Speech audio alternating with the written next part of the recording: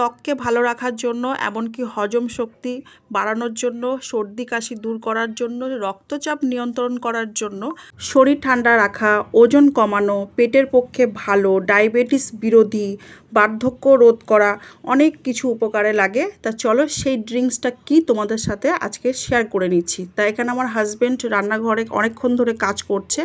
ও একটা লাউ নিয়েছিল, লাউটাকে ভালো করে দেখুন কুড়ে নিয়েছে, তারপর তার থেকে রসটা বের করছে। আজকে একটা আমি মিনি ব্লগ আপনাদের সাথে শেয়ার করেছি একটা হেলদি ড্রিঙ্কসের ব্যাপারে, আপনারা সেই ভিডিওটি কিন্তু দেখতে পারেন।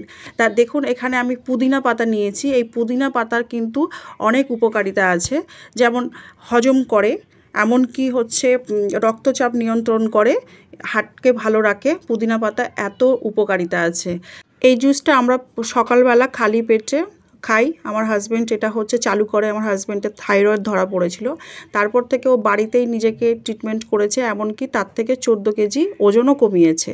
তা তার মধ্যে এই লাউয়ের রসটা আছে, পুদিনা পাতার রস আছে, আরও অনেক কিছু আছে। আমি কিন্তু অনেক ভিডিও আগে শেয়ার করেছি কিভাবে ওজন কমানো হয়, আমার হাজব্যান্ড কিভাবে ওজন কমিয়েছে।